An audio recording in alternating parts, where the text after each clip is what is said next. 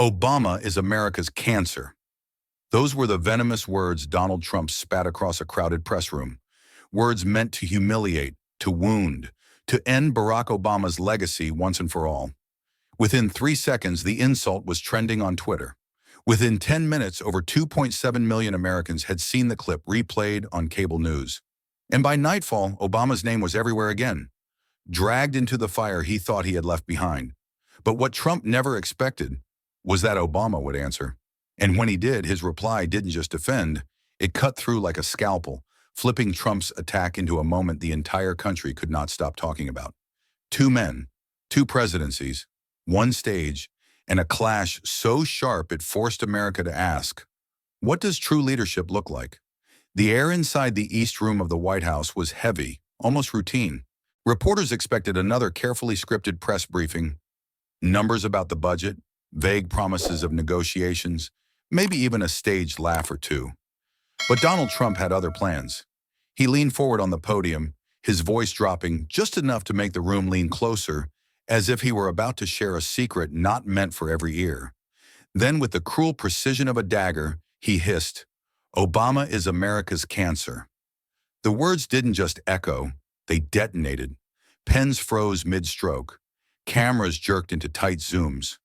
Even the seasoned correspondents, veterans of decades in Washington, found themselves paralyzed. For a moment, silence swallowed the entire room. It was the kind of silence that hurts your ears. Then the chaos began. Gasps rippled through the crowd. A CBS reporter mouthed "wow" to her colleague. A journalist from the New York Times nearly dropped her notepad. Across the back row, a Fox cameraman muttered under his breath, "He didn't just say that." Trump wasn't done, not even close. He raised his hand, chopping the air with that theatrical gesture he often used to punctuate his fury. For years he failed this country, and now he's working in the shadows to make sure I fail too. He's pulling strings behind the scenes. Everyone knows it. Everyone's talking about it.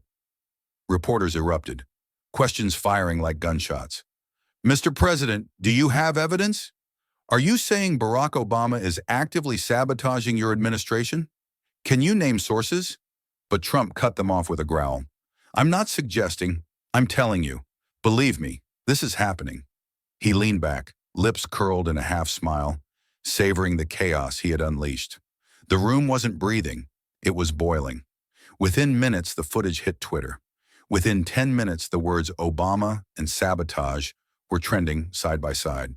By the time the press conference ended, over 2.7 million Americans had already seen the clip looped on CNN, MSNBC, and Fox. It was no longer a press conference. It was a political earthquake. Newsrooms from Los Angeles to Boston scrapped their planned lineups. Producers barked into headsets, demanding new graphics, split screens, urgent commentary. Anchors leaned forward on their desks, eyes wide, voices sharpened by adrenaline. On MSNBC, one anchor whispered, "We've never seen him go after Obama like this. Not with this venom, not with this kind of accusation." On Fox, commentators framed it as a necessary call-out. On CNN, analysts slowed down the tape frame by frame, dissecting every syllable, every twitch of Trump's mouth, as if decoding a crime scene. Outside the White House, the press corps swarmed the North Lawn. Reporters traded theories like poker chips. Was this a distraction from other scandals? A calculated strike to pull Obama back into the ring? Or simply Trump's rage spilling unchecked into the microphone? Speculation burned hotter with every minute. But one question overshadowed them all. Would Barack Obama respond? For years since leaving office, Obama had resisted the bait. He had chosen silence over spectacle, measured words over impulsive jabs. His calm was legendary, his restraint almost infuriating to those who longed for a fight. But this time felt different. This wasn't just politics. This was personal. Across the country, in coffee shops and diners, in retirement homes and union halls, Americans whispered over their screens. "If he's got proof, let's see it," muttered a retired steelworker in Iowa. "He can't just let that slide," said a grandmother in Detroit. The anticipation grew. Every second of silence from Obama was itself news. Back in Washington, one reporter texted a former Obama aide, Did he see that? The reply came quickly. He saw it. He's thinking. And that single word, thinking, was enough to electrify the Capitol. Because when Barack Obama thought, he didn't just react. He planned. He would never scream. He would never flail. He would deliver one line so sharp, so clean, that it would cut deeper than any tirade. Inside the White House, however, Trump reveled in the chaos. Cameras still buzzing, aides whispering nervously, he basked in the storm he had created. "We've been hearing things from good people," he told a cluster of reporters lingering after the briefing. "Smart people. They know what's happening. Believe me, we're going to get to the bottom of it." The vagueness was intentional, the repetition deliberate. It was a smoke bomb thrown into the heart of the news cycle. His supporters roared online. "Finally, someone's telling the truth." His critics howled, "This is reckless, dangerous." But beneath the noise, one fact rang clear. Trump had dragged Obama back into the arena, and whether Obama wanted it or not, the world was waiting. Across the river in Georgetown, a former Obama communications director replayed the clip for the fifth time. His phone buzzed with messages from other aides. "So he's finally going for the kill." "Yeah, but without evidence. Same playbook." "Doesn't matter. It's sticky." He planted doubt. The response came from Martin Keene, Obama's trusted strategist. "If he responds, it'll be surgical." They all knew it. Obama didn't swing wildly. He waited. He measured. He struck once and only once. And when he did, history remembered. That night, cable networks plastered their screens with a single question: will Obama answer? The nation held its breath. The silence stretched thin, fragile, trembling. And somewhere in Phoenix, in a modest room behind closed blinds, Barack Obama leaned back in his chair. He had seen the clip twice. His phone lay face down on the table. And with that familiar calm that always hid a deeper fire, he said quietly, "All right, let's talk about it." While Obama began to prepare his measured response behind closed doors, the storm outside only grew wilder. Because Trump wasn't finished. The East Room had already been scorched by his opening line, but the president leaned into the microphone once more. His voice sank lower, calculated, conspiratorial, just enough to make every ear in the room strain forward. "You know what's really happening? Certain people still pulling strings behind the scenes. And yes, I'm talking about Barack Obama." The atmosphere shifted instantly. It was no longer politics. It was personal. You could feel it in the way the reporters stiffened, the way camera shutters snapped like distant gunfire. This wasn't just a jab about policy or partisan rivalry. This was an accusation of treachery, a charge of secret sabotage leveled at a former president. A journalist from the Washington Post scribbled furiously in her notebook, underlining the words twice: pulling strings. Another reporter whispered into his recorder, "This is no longer politics. This is a war for honor." Trump continued, chopping the air with his hand, each gesture like a blade meant to cut deeper. He had his time. He failed. And now he wants us to fail too. That's who he is. That's who he's always been. Gas swirled through the room like smoke. This wasn't rhetoric. It was an indictment. The tone of Trump's voice was chilling. It wasn't the casual insult of a campaign rally. It was deliberate, sharpened, dripping with venom designed to poison not just the moment, but the memory of Barack Obama himself. Some correspondents felt a chill race down their spines. They knew this wasn't just soundbite fodder. This was a declaration. On CNN, producers watching from the control room began shouting over each other. "Get the Chiron ready. Trump accuses Obama of sabotage." Cut to slow-mo replay. Zoom in on his face when he says pulling strings. Across town, MSNBC anchors were already preparing words like unprecedented, dangerous, and unhinged. On Fox, commentators framed it differently. Finally, the truth is out. But inside the East Room, every eye was fixed on Trump as he twisted the knife. "We've had a lot of trouble lately with federal agencies resisting progress, with legislative moves blocked. And you know why? Because Obama still has people in the system. People loyal to him, not America. He's interfering. He's sabotaging." Reporters shouted over one another. "Do you have proof? Are you directly accusing him of treason? Which agencies are you referring to?" Trump smirked, letting the questions ricochet around the room. Then with a shrug that feigned innocence, he delivered the line that made jaws drop. I'm not suggesting anything. I'm telling you. People are talking about it. It's happening. Believe me. The words hung in the air like smoke after a gunshot. The room buzzed with disbelief. Even those who had heard countless of Trump's exaggerations sensed something different here. This wasn't a vague swipe at the deep state. This was naming a man, a predecessor, a rival, and not just any man, Barack Hussein Obama. By the time Trump left the podium, the room was chaos. Reporters bolted for phones. Producers sprinted down hallways. Headlines were rewritten in seconds. Trump accuses Obama of secret sabotage. Shadow conspiracy in the White House? Unprecedented attack on former president. The story was everywhere, and it spread like wildfire. Within an hour, every major network led with the clip. By nightfall, more than 12 million Americans had seen it. By the next morning, it dominated front pages from coast to coast. And across the nation, reactions split sharply. In a bar in Milwaukee, a man slammed his beer down. If Trump's got evidence, he needs to show it. Otherwise, this is madness. In a church basement in Georgia, an elderly woman shook her head. Obama? Sabotaging? That's nonsense. He gave us dignity. Why would he crawl in the mud? And in Phoenix, at a crowded diner, someone muttered, maybe Trump's right. Maybe the system's rigged, and Obama's still in charge. Everywhere, the same question echoed. Could it be true? But inside Obama's circle, the reaction was different.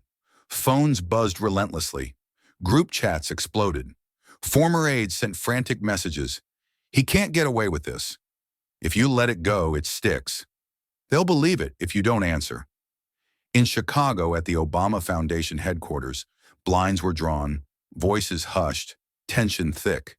Valerie Cortez, his longtime aide, closed the door and whispered, "He's not ignoring this one. Not this time." For years, Obama had chosen silence. He had let surrogates fight battles, let pundits swing and miss. But this wasn't about ideology. It was about integrity. Trump had crossed a line. And in that moment, a realization spread quietly among Obama's inner circle. He would respond. And when he did, it wouldn't be with anger. It would be with precision. Back in Washington, late-night pundits shook their heads, trying to parse what they had just witnessed. One analyst muttered on air, "This feels less like politics and more like an honor duel." Another added, "This isn't just Trump versus Obama. This is truth versus doubt, calm versus chaos, legacy versus demolition." And as the news cycle raged into the early hours, one sentence from a veteran political reporter summed it up best. "This is no longer politics. This is war for honor." Nahanitoa. The line wasn't just a commentary, it became prophecy. Because within minutes, Trump's words had leapt from the White House podium into living rooms, coffee shops, and smartphones across America. The clip spread like wildfire. At first, it was just the usual suspects: political reporters tweeting out transcripts, cable anchors reading quotes aloud with raised eyebrows. But then the algorithms caught fire. By the end of the first hour, Trump's accusation against Obama had been viewed over 3.5 million times on Twitter alone. By midnight, it had crossed 12 million views. And by sunrise, it wasn't just politics junkies who were watching, it was everyone. The nation had been pulled into a drama too sharp, too personal to ignore. CNN ran the footage in slow motion, zooming in on Trump's narrowed eyes as he delivered the phrase, "pulling strings." The Chiron beneath screamed, "Trump, Obama sabotaging administration." On MSNBC, an anchor leaned forward, disbelief etched across her face. "We have never heard a sitting president accuse his predecessor of active conspiracy. This is beyond precedent. This is dangerous." Fox News saw it differently. A primetime host grinned as he rolled the clip, then said, "Finally, someone's brave enough to tell the truth. Obama's been hiding in the shadows for years. Trump is calling it out." Every network chose a side, and every American watching chose one too. In Los Angeles, a late-night host turned the clip into a biting monologue, playing it twice before mocking Trump's delivery with exaggerated hand gestures. The studio audience roared, but the laughter had an edge. It was uneasy, like people laughing at a nightmare, because the alternative was to scream. In Boston, a local AM radio station interrupted sports talk to replay the clip, callers flooding the lines within minutes. One man shouted, "If Obama's meddling, he should be dragged into court." Another snapped back, "Are you insane? This is slander. He's just scapegoating." The divide deepened with every repetition. Social media exploded. On Instagram, memes popped up within hours. Obama sipping tea with the caption, "Sabotage, please." On TikTok, users remixed Trump's words into satirical skits, one video racking up 6 million views overnight. On Facebook, where older Americans gathered, the debate raged in long comment threads. Neighbors, churchgoers, former classmates, all locked in verbal combat over the same 3 minutes of footage. By dawn, hashtags told the story of the split nation. Watch Obama sabotage versus Honor V's chaos, where Trump truth versus ours attack on integrity. The media storm wasn't just reporting the clash. It was amplifying it, multiplying it, transforming it into a spectacle so consuming it eclipsed every other story. Budget negotiations, forgotten. Foreign policy crises, buried. Economic updates, ignored. All that mattered was Trump versus Obama. And the more the story spread, the more theatrical it became. On one side of the country, in a Milwaukee bar, televisions flickered with CNN's endless replay. Regulars leaned in, beers half empty, watching the split-screen images of Trump snarling and Obama smiling from archival footage. One man muttered, "Feels like we're watching a boxing match. Round one." On the other side, in a small church hall in Georgia, a Bible study group ended early so members could huddle around a laptop. An elderly woman shook her head at Trump's words, whispering, "This isn't politics anymore. This is hate." Everywhere, it felt like America had been shoved into the front row of a live drama. The press fed the fire. Cable news anchors speculated endlessly. Would Obama respond? Should he respond? What happens if he stays silent? Panels of experts debated every angle, some insisting silence was dignity, others warning silence would be surrender. Opinion writers scrambled. Newspapers pushed editorials online before the ink even dried. Trump crosses line, Obama must choose his moment. Another countered, best revenge is silence. Why Obama should ignore the noise? But silence was impossible. The storm was too loud. By mid-morning, camera crews stationed themselves outside Obama Foundation headquarters in Chicago. They filmed empty windows, quiet hallways, even janitors carrying out trash bags, hoping to capture the faintest sign of a brewing response. "Do you think he'll say something?" a young reporter asked her cameraman. "Doesn't matter," he muttered. "This is bigger than him now." And he was right, because by then the story had taken on a life of its own. It was no longer about a press conference. It was no longer about a single insult. It had become something heavier, a cultural moment. The country wasn't just watching Trump. It wasn't just waiting for Obama.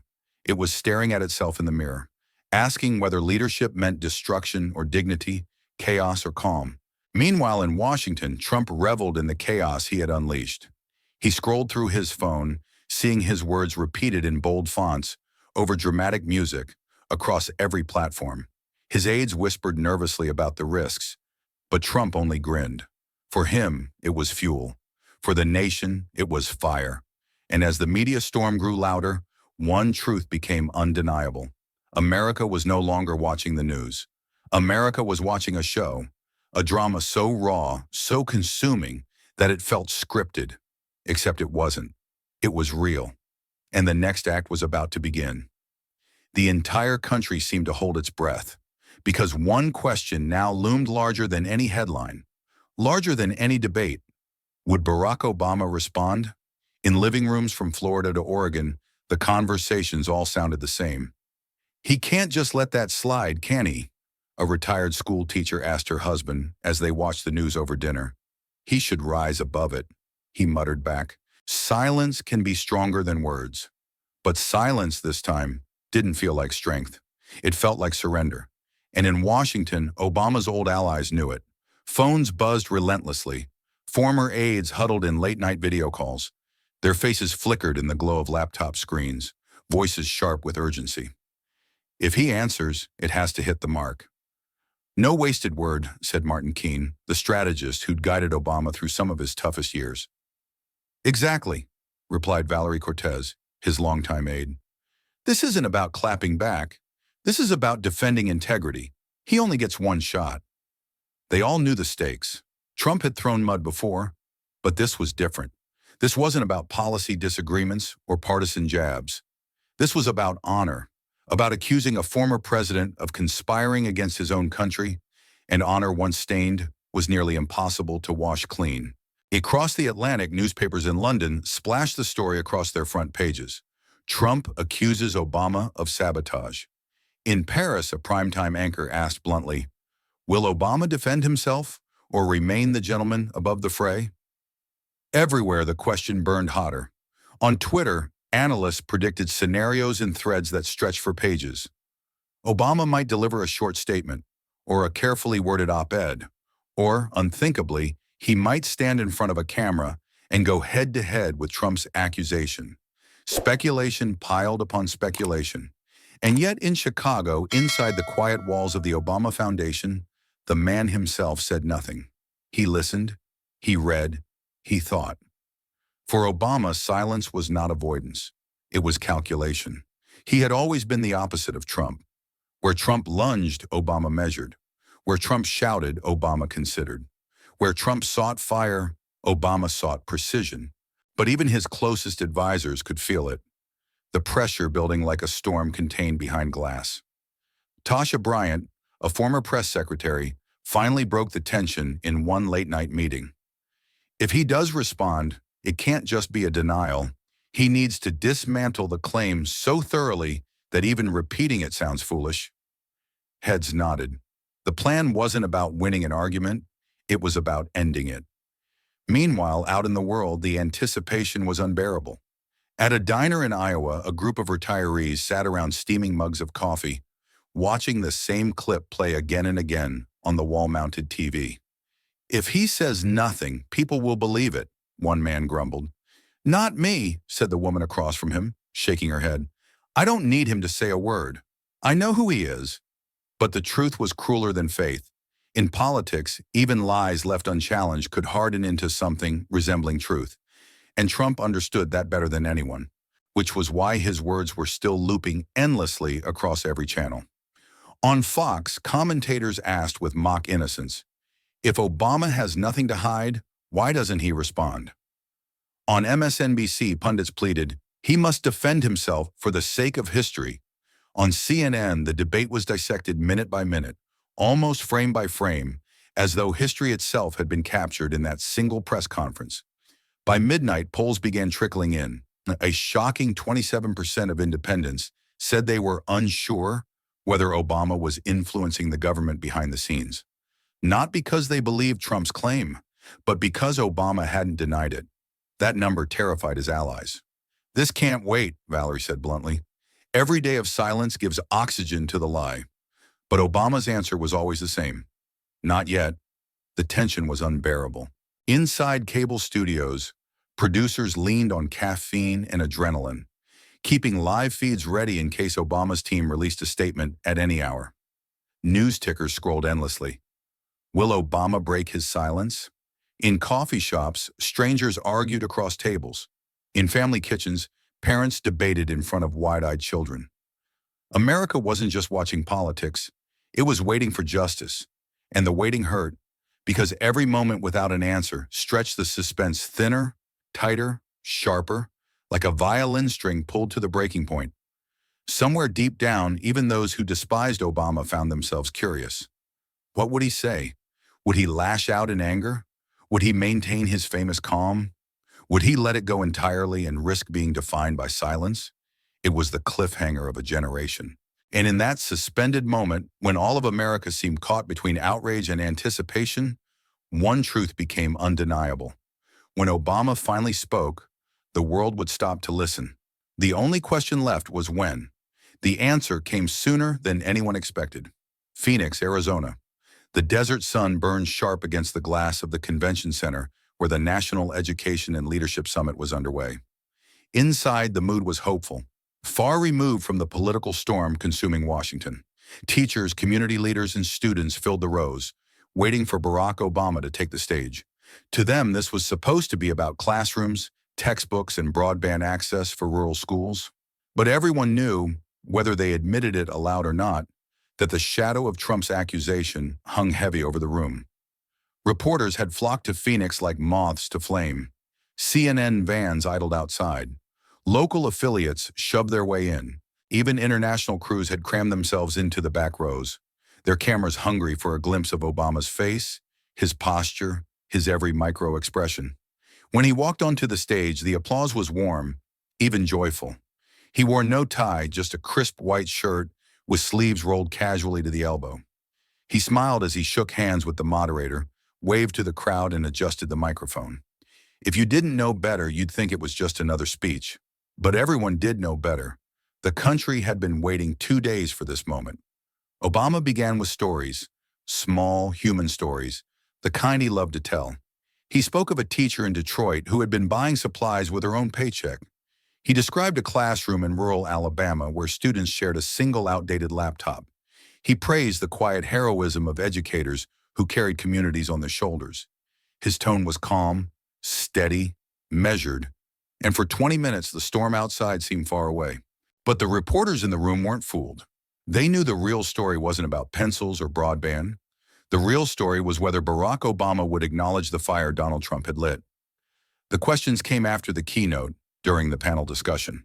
At first, they stayed on safe ground: funding, teacher shortages, curriculum reform. Obama answered with his trademark patience, weaving anecdotes into policy with the ease of a storyteller. Then came the moment. A local reporter, Janine Howell from Phoenix Channel 9, lifted her hand. She hesitated only a fraction before speaking, her voice steady but her question sharp enough to slice through the pretense. President Obama, earlier this week, President Trump accused you of secretly undermining his administration. Do you have any response to that? The room froze. Every pen stopped moving. Every camera lens sharpened. Every breath held. Obama smiled politely, even playfully, as if he'd been expecting this. He leaned into the microphone, his voice low, deliberate. You know, he began, pausing just long enough to make hearts race, I've been out of office for a few years now.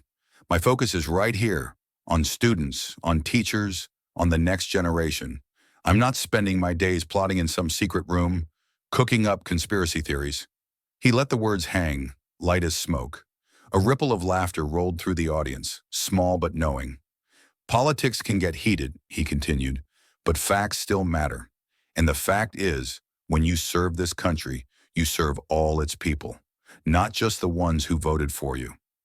It was calm, it was graceful, and it was deliberate. But it was not the knockout blow. It was something subtler, a feint, a half step, a glimmer of steel hidden beneath velvet. The crowd applauded warmly, teachers nodding, students smiling. To them, it was reassurance. To the press, it was bait. Because what Obama had just delivered wasn't a full response. It was a test. Janine Howell lowered her mic, her pulse racing. She knew what the others knew. This wasn't the real answer. This was a probe, a chess player's opening move. Backstage, Valerie Cortez caught Obama as he stepped down from the stage. Smooth, she said. Obama tilted his head, that small smile never leaving his lips. That wasn't the answer, he replied softly. That's coming later. And she understood. What he had given the world in Phoenix wasn't a defense. It was a signal, a reminder that he could speak, that he would speak, but only on his own terms, at his chosen moment. The news cycle, of course, pounced immediately. Cable networks replayed the clip within minutes. Some anchors marveled at his restraint, calling it classic Obama, measured, composed, unwilling to be dragged into the mud. Others criticized him for dodging. Why not confront it head on? Why leave the door open?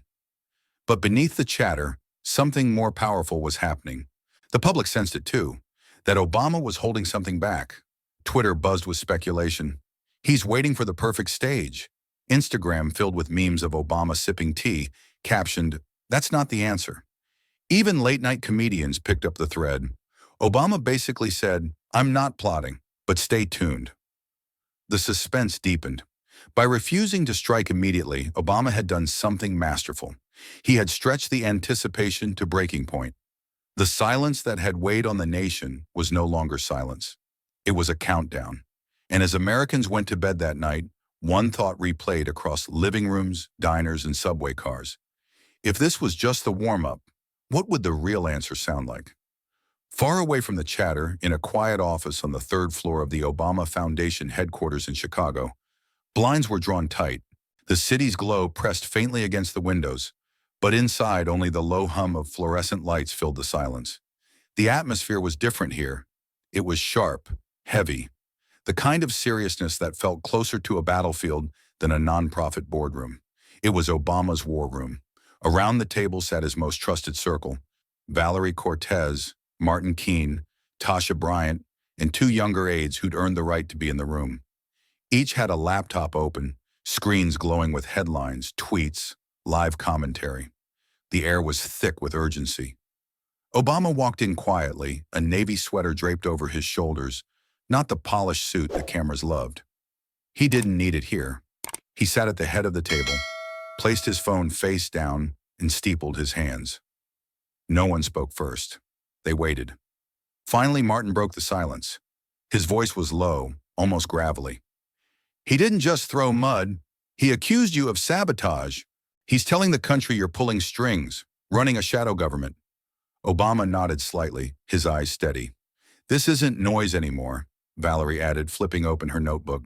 "We're getting calls from allies, even from Europe. They want to know if you'll answer. Some say silence is wise. Others say silence is guilt." For a moment, Obama leaned back, fingers tapping slowly against the oak table. A rhythm, deliberate, measured.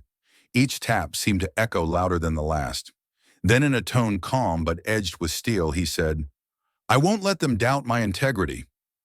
The room froze, the words landing like a gavel. It wasn't anger, it wasn't rage, it was resolve. He leaned forward now, his hands clasped. "If I respond, it won't be a fight in the mud. It won't be shouting across cable screens. It'll be once, clean, surgical, like a scalpel. And when it lands, there'll be nothing left to say."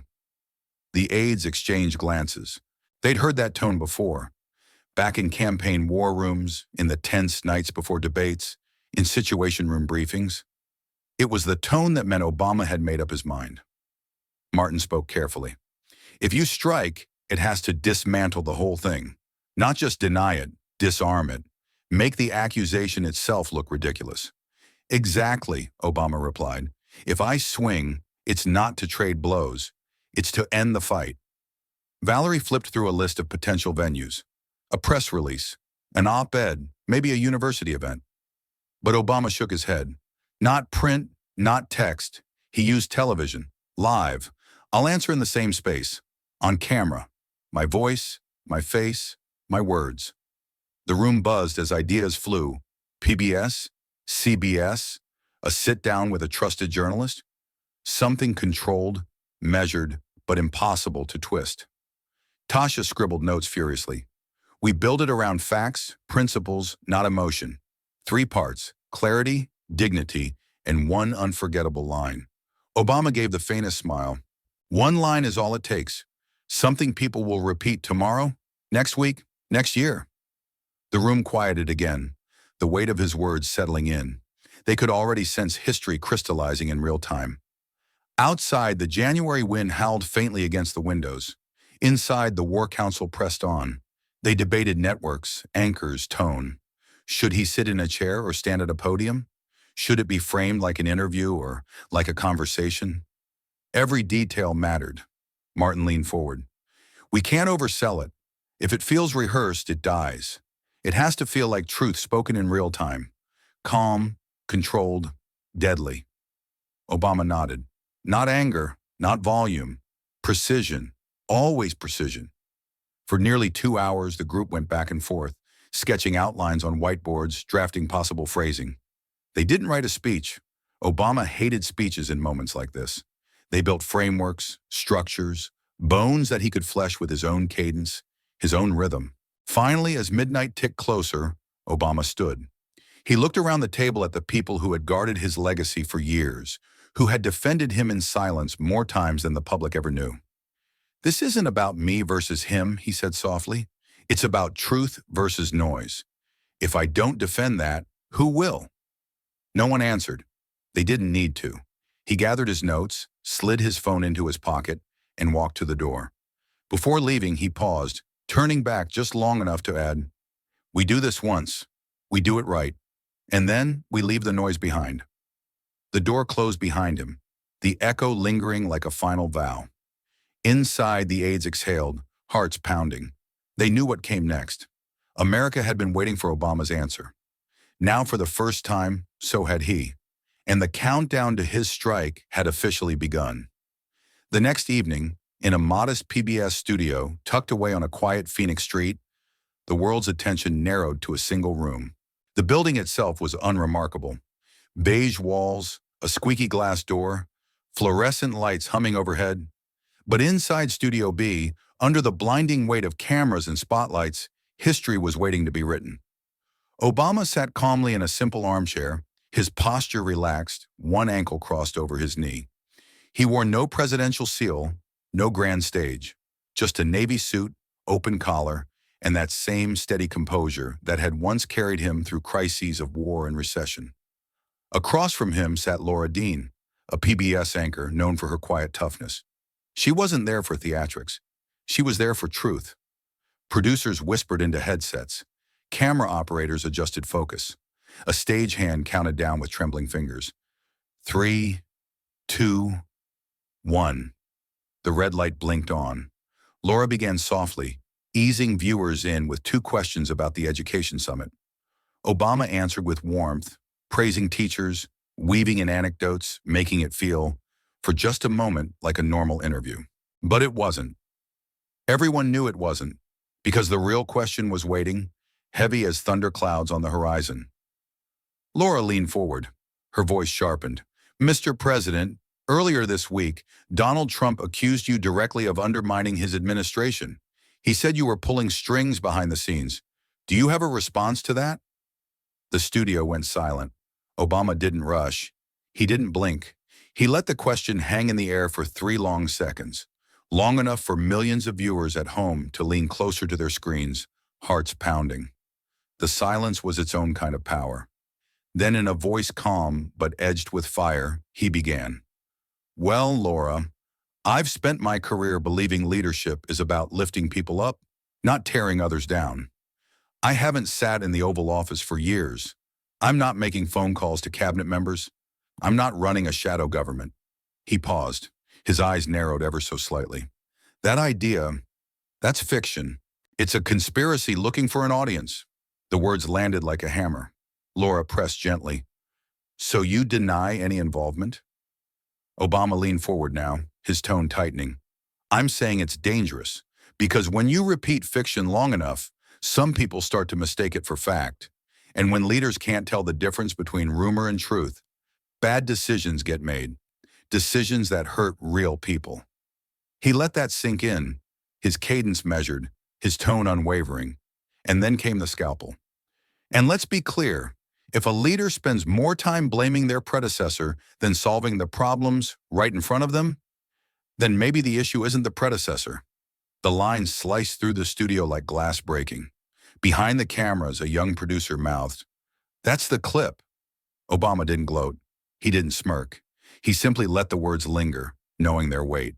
Laura, sensing the magnitude, asked the follow-up America was waiting for. "What would you say directly to President Trump if he were sitting across from you right now?" Obama's answer was immediate, deliberate. "I'd say, focus on the job you were elected to do. The country's challenges won't wait while we point fingers. The Oval Office is a place for accountability, not excuses." There it was, clean, precise, devastating. The interview rolled on, climate policy, civic engagement, voter turnout. But no one would remember those answers. The world had already seized the moment it came for. When the cameras clicked off, Laura exhaled, setting her notes aside. She gave him a faint smile. "Concise," she said. Obama chuckled lightly, standing. "Deliberate." Outside the studio, aides huddled around phones, already watching the ripple effect in real time. Within minutes, clips of his answer spread across Twitter, racking up hundreds of thousands of views. By the time his motorcade pulled away into the Phoenix night, his one line, "Maybe the issue isn't the predecessor," was already trending. Cable networks scrambled, running split screens of Trump's accusation beside Obama's calm rebuttal. Analysts marveled. Pundits replayed the line over and over. "He didn't just deny it," one commentator said. "He reframed the entire story. He put the responsibility back on Trump and did it without raising his voice." Even Fox, while critical, couldn't ignore it. The line was simply too sharp to bury. In bars from Milwaukee to Miami, people watched the clip and shook their heads in amazement. "He made him look small," one man muttered. "That's the difference," replied a woman. "Trump throws punches, Obama moves the ring." By midnight, hashtags spread like wildfire. "Our leadership, our not excuses," Obama Clapback, "Donar the issue isn't the predecessor." It wasn't just politics anymore. It was culture. Inside the White House, Trump scrolled furiously through his phone, watching the words replayed again and again. His aides argued, "Ignore it or hit back." Trump, unable to resist, tapped out a tweet at 9:14 p.m. "Obama is lying. Everyone knows it. We will show proof." Sad. The tweet exploded, but the damage was already done. Because Obama hadn't shouted. He hadn't insulted. He had dismantled. And in doing so, he had reminded America of something it had nearly forgotten. That true power doesn't always roar. Sometimes it whispers and still shakes the world. But then came the line, the one that flipped the entire board upside down. He had denied the accusations cleanly. But instead of stopping there, Obama leaned forward just slightly, eyes locked on the camera, tone sharpening into something almost surgical. "If a leader spends more time blaming their predecessor than solving the problems right in front of them," he said, pausing just long enough for the silence to bite, "then maybe the issue isn't the predecessor." The studio froze. Every camera operator, every producer, every assistant holding a clipboard. No one moved. It was as if the oxygen had been pulled out of the room. On live television, the moment crackled like electricity. The audience at home leaned in closer, some mouths hanging open.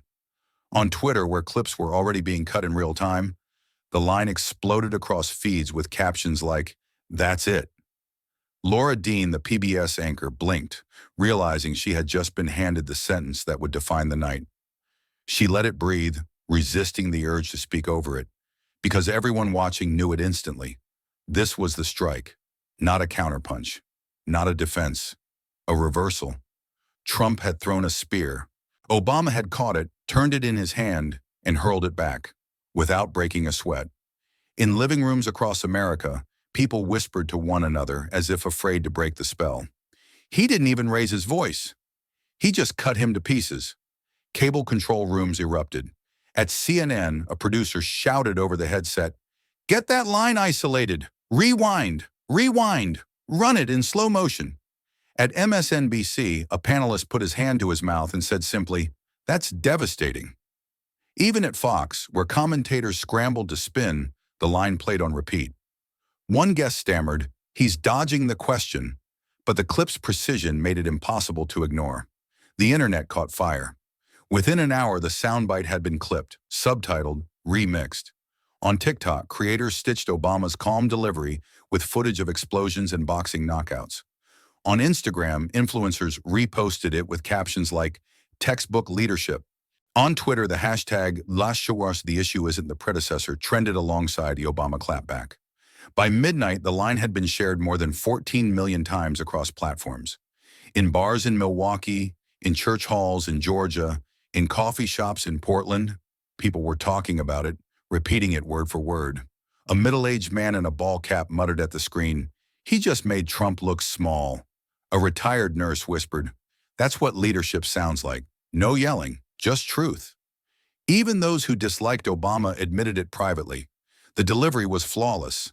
The timing, devastating. Because the brilliance wasn't just in what he said, it was in how he said it. The line worked like a mirror. It forced people not to think about Obama at all, but to look directly at Trump, to ask, why is he still blaming? Why is he still looking backward? The blame game had been flipped from weapon to weakness. Inside the White House, the reaction was instant. Trump, scrolling furiously through his phone, saw the clip replayed again and again. His jaw clenched. His aides argued in panicked voices, some urging silence, others demanding immediate retaliation. But Trump couldn't help himself. At 9:14 p.m., he typed out a furious tweet. "Obama is lying. Everyone knows it. We will show proof." Sad. The tweet racked up thousands of likes in minutes, but instead of killing the story, it breathed new life into it. Now every outlet had a two-part package: Trump's accusation, Obama's clapback, Trump's defensive tweet. The cycle was unbreakable, and the more Trump raged, the more Obama's calm seemed like the higher ground. By the next morning, major newspapers plastered the quote across their front pages. Maybe the issue isn't the predecessor. The Washington Post called it a master class in restraint. The New York Times called it the line that turned the story on its head. Even the Wall Street Journal admitted, in restrained tones, that Obama's rebuttal will be difficult to counter. Across America, ordinary people repeated the phrase as if it had been etched into the national vocabulary overnight. Teachers used it in classrooms, pastors quoted it in sermons, managers referenced it in Monday meetings. It had escaped the gravity of politics. It had become culture. Because Obama hadn't just answered Trump. He had reframed the entire narrative.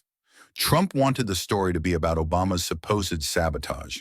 Now the story was about Trump's failure to lead. It was a checkmate move, delivered without anger, without volume, with the precision of a surgeon. And as the world replayed the moment over and over, one truth grew clearer by the hour. Obama hadn't just defended his honor. He had shifted the burden back onto Trump, leaving him flailing in the very trap he had set. The board had been flipped, and the game would never look the same again. The aftershocks were immediate. Obama's line didn't just land, it detonated, sending shockwaves through every corner of American life. In a matter of minutes, the clip was clipped, subtitled, and broadcast everywhere. It spread like wildfire through Twitter, Facebook, Instagram, TikTok. The words appeared on memes, stitched into reaction videos, layered over music tracks, even printed onto T-shirts within hours. It was no longer just a statement. It was a phenomenon. At a crowded sports bar in Milwaukee, televisions flickered with the PBS interview on loop. Customers leaned over their drinks, eyes fixed on the screen, as Obama's calm voice replayed, "Maybe the issue isn't the predecessor." One man in a baseball cap shook his head slowly. "He didn't yell. He didn't insult. But damn, he made Trump look small." The woman beside him, a retired nurse, raised her glass. "That's leadership. Quiet power. That's what we've been missing." Across the country in Atlanta, a Sunday church service ended, and congregants lingered in the aisles, phones in hand. The pastor himself quoted the line before dismissing the crowd, "Don't blame the past. Fix what's in front of you." The congregation murmured in agreement, some clapping softly as though the sermon had been extended by Obama himself. In corporate offices, the line made its way into morning meetings. A marketing manager in Dallas began her presentation by quoting it on a PowerPoint slide. "If a leader spends more time blaming their predecessor..." She paused, letting the words hang in the boardroom. Heads nodded. The message resonated far beyond politics. It had become a parable for leadership in every sphere. Newsrooms scrambled. At CNN, producers shouted, "Run it every hour. Split screen with Trump's accusation. This is the story." On MSNBC, analysts dissected the tone, the cadence, the restraint. He didn't defend himself. He redefined the argument. That's why it works. Even at Fox, where the panel tried to frame the line as evasive, the clip kept rolling. The power was undeniable. The line was simply too clean, too sharp, too repeatable. By noon the next day, the New York Times declared it the quote of the week. The Washington Post called it a masterclass in flipping the frame. Politico ran a headline that read, "Obama's 7 words that stopped Trump cold." And in coffee shops across the nation, strangers were quoting it to one another as though it were scripture. In Phoenix, where the interview had been filmed, a group of college students replayed the clip on their laptops between classes. "He just fathered him on national TV," one joked. Another shook his head. "It's not even about politics. That's just common sense." And he made it sound lethal. On Wall Street, investors joked about using the line as trading advice. On TikTok, teenagers set the audio to dance routines, captioning it, "When your ex blames you for everything." The absurd and the profound coexisted, proof that the line had transcended politics entirely. But the true magnitude was felt in the numbers. By the end of the first 24 hours, the clip had amassed 18 million views online. By day 3, it had surpassed 50 million, dwarfing even Trump's original accusation. It wasn't just being heard, it was being repeated, internalized, owned by the public. And repetition is what turns a line into legend. At the White House, Trump was livid. He scrolled through his phone, seeing his own accusation drowned out by Obama's quiet counterstrike. His aides urged restraint. Don't give it more oxygen. But Trump's impulse was unstoppable. He fired off tweets, rants, promises of proof. But the more he shouted, the smaller he looked against Obama's whisper. For the first time in years, the spotlight wasn't his. And that, more than anything, infuriated him. Meanwhile, in Chicago, Obama's team monitored the aftershocks with quiet satisfaction. Valerie scrolled through coverage on her laptop. Every outlet has it as the lead, she said. Morning shows, late-night comedy, even international press. BBC is calling it the Obama scalpel. Martin leaned back in his chair, arms crossed. He struck once. That's all it took. Trump's still bleeding from it. Obama, ever composed, offered only a faint smile. That's the point. You don't swing wildly. You make one cut, and then you let it breathe. The aides nodded, understanding the genius of restraint. For Trump, every outburst only fueled the fire. For Obama, silence after precision only magnified the blow. The contrast couldn't have been starker. In living rooms, churches, offices, classrooms, Americans weren't just watching politics. They were witnessing a lesson in leadership, distilled into a single unforgettable moment. Because true power doesn't always roar, sometimes it whispers. And that whisper was still echoing, louder by the hour, across the nation. But inside the White House, the echo felt like thunder. Trump was furious. He paced the Oval Office with his phone clutched tightly, his tie loosened, his face flushed a dangerous shade of red. Every few seconds, he stopped to glance at the television, only to see Obama's calm face replayed, his surgical line delivered again and again. Maybe the issue isn't the predecessor. It haunted him. It was everywhere. It was inescapable.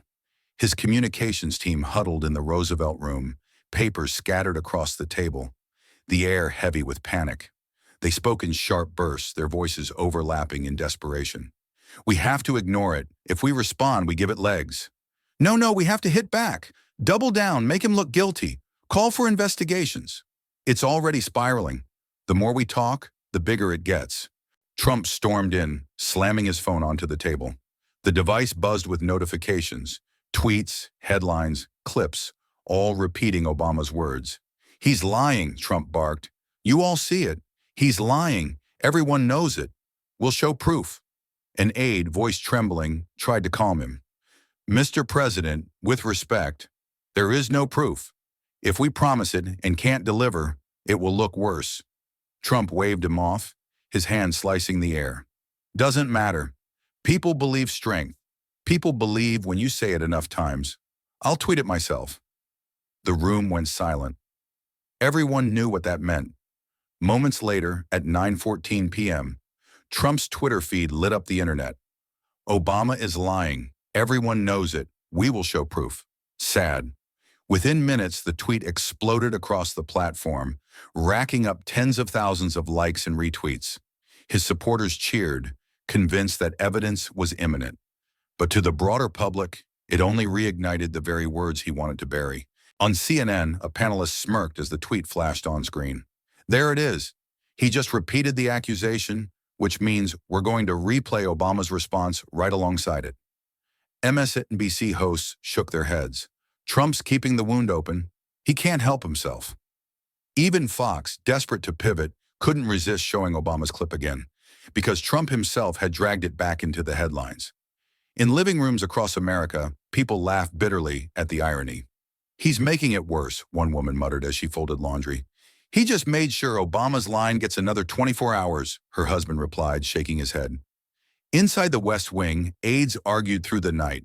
Some begged Trump to pivot, to shift focus to economic wins or foreign policy. Others urged him to escalate, to accuse Obama of treason, to demand investigations, to call for hearings. Trump refused to let go.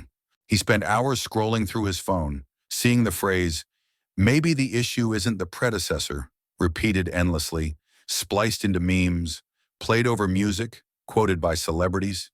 Each repetition cut deeper. "He's mocking me," Trump muttered to himself. "He's making me look weak." The more he fumed, the more restless his team became. One senior advisor whispered to another, "This is exactly what Obama wanted. One line, and he's got us trapped in it." By morning, newspapers across the country plastered Trump's tweet alongside Obama's calm response. Trump doubles down. Obama's words resurface. White House extends the story it tried to kill. The coverage was relentless. On morning shows, the contrast was impossible to miss. A furious Trump lashing out in 280 characters, and a composed Obama dismantling the accusation in a single measured line. The contrast told its own story, and that story was brutal. For Obama, every hour of silence after his scalpel cut only sharpened its edge. For Trump, every attempt to fight back only deepened the wound. By the second day, pollsters began releasing new data. Approval ratings for Trump dipped 2 points. Confidence in Obama's integrity ticked up 3. Among independents, the shift was even starker. Numbers didn't lie. The whisper had landed.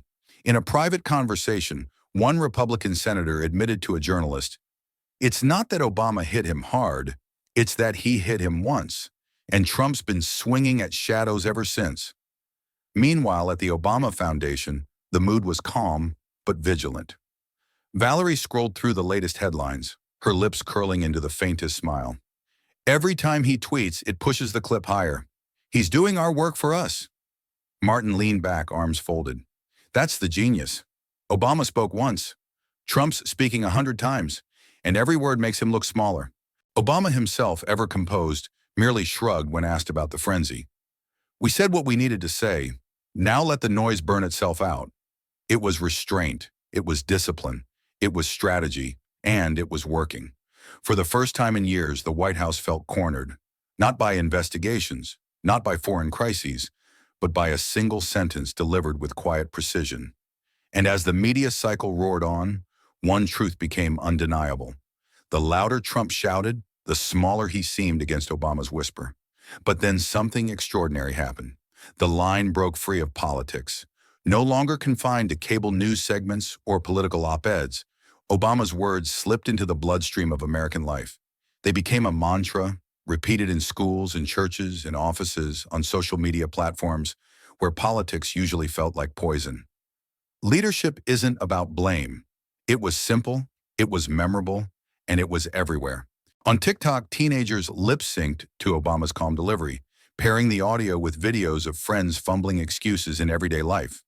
Forgetting homework, breaking dishes, losing basketball games. The caption was always the same. Maybe the issue isn't the predecessor. Some clips racked up millions of views within days. On Instagram, entrepreneurs used the line as a motivational quote, overlaying it on stock photos of skyscrapers, conference rooms, and city skylines. "True leadership means accountability," one post declared, racking up tens of thousands of likes from people who rarely engaged with politics at all. On talk radio, conservative hosts tried mocking the phrase, dismissing it as just another elitist slogan. But their very mockery ensured it spread further. Callers repeated it, sometimes in anger, sometimes in admiration. Even in ridicule, the words echoed. In classrooms, teachers found themselves quoting it to restless students. A high school civics teacher in Detroit wrote the sentence across her whiteboard in big, bold letters, "Leadership is not about blame." She told her students, "This isn't about presidents. It's about you. You don't point fingers, you take responsibility." The teenagers scribbled it into notebooks, some snapping photos to post later with the hashtag Jasha leadership, not blame. In corporate boardrooms, executives borrowed it shamelessly. A CEO in New York opened a quarterly meeting by projecting Obama's quote on a giant screen. "We've had setbacks," he told his employees, "but we're not here to blame the past. We're here to solve the problems in front of us." The employees applauded, not for politics, but for the clarity. for the reminder that accountability mattered everywhere, not just in the Oval Office. Even in pulpits, the line resonated. In a Baptist church in Georgia, the pastor worked Obama's phrase into his Sunday sermon. Leadership is not about blame. It's about facing forward, taking responsibility, and guiding others through storms. That's true whether you're a president, a pastor, or a parent. The congregation erupted in amens. In Los Angeles, a rabbi told his congregation, "Our faith teaches us to face forward, not backwards. A true leader does not blame the past. He builds the future." The worshipers nodded, some smiling knowingly, because they recognized the origin. The line had become more than politics. It had become scripture. By the third week, polls showed something remarkable. When asked about the phrase, 65% of Americans recognized it, even among those who hadn't watched the interview. Recognition levels rivaled popular advertising slogans. It had jumped from political discourse into cultural lexicon. Journalists began writing think pieces, when a quote becomes a nation's mirror. Editorials debated why it struck such a chord. Some argued it was nostalgia for Obama's measured style. Others said it was exhaustion with chaos and excuses. Still others believed it tapped into something deeper, the universal yearning for accountability. But for ordinary Americans, it wasn't about theory. It was about how the line felt. A single mom in Ohio taped the quote to her fridge, telling her kids, "No more blaming each other. We fix it together." A football coach in Texas repeated it during halftime after his team fell behind. "Don't blame last quarter. Play the one in front of you." A teenager in Chicago posted a video saying simply, "I'm tired of people blaming me for things I can't control." Leadership is not about blame. Thanks, Obama. It was no longer about Democrats or Republicans. It was about people, about accountability, about the idea that a whisper of truth, spoken at the right time, could drown out the loudest shouts of anger. And in that, Obama had done something Trump never anticipated. He hadn't just defended himself. He had given America a phrase to hold on to wield in their own lives, to carry beyond politics and into daily struggles. Trump had wanted to stain Obama's legacy. Instead, he had inadvertently given him a new one. Because in the end, the words that outlived the fury weren't Trump's accusations. They were Obama's quiet reminder. Leadership is not about blame. And across the country, that reminder was no longer just a response. It was a national message, a mantra, a mirror. But for Barack Obama, it was never meant to stop at a viral clip. Days later, he stood on a stage in Indianapolis, facing a packed auditorium filled with young people, educators, and community leaders.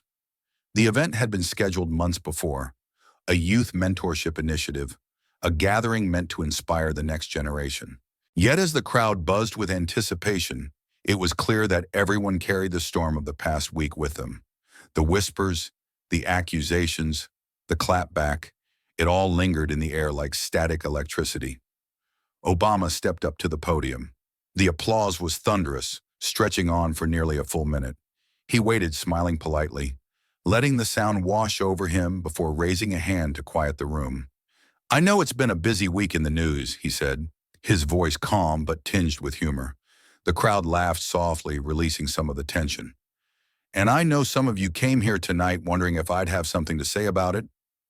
The room stilled, phones lifted discreetly, cameras ready. Obama paused. He let them wait. He had mastered the art of silence, of allowing anticipation to thicken until the audience leaned forward unconsciously, desperate for the words. "But I want to make sure we keep our focus where it belongs, on the work that actually changes lives, on the kids in our classrooms, on the families who want something better for the next generation." The audience exhaled, shoulders relaxing, but their eyes never left him. He told them a story about a boy in Detroit, a teenager written off as trouble by his teachers until one mentor took the time to listen. That single act of belief turned his life around. He spoke of students he had met in Phoenix who dreamed of becoming doctors, engineers, teachers, kids who needed someone to clear the path rather than blame the obstacles. And then seamlessly, he shifted. "Leadership isn't about finding someone to blame when things get tough," he said, his voice deepening, resonating. "It's about taking responsibility, even when the problems are bigger than you, especially then." The room grew quiet.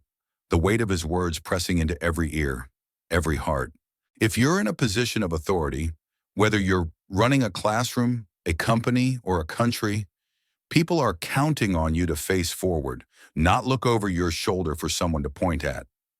Applause erupted, strong at first, then swelling until the auditorium thundered.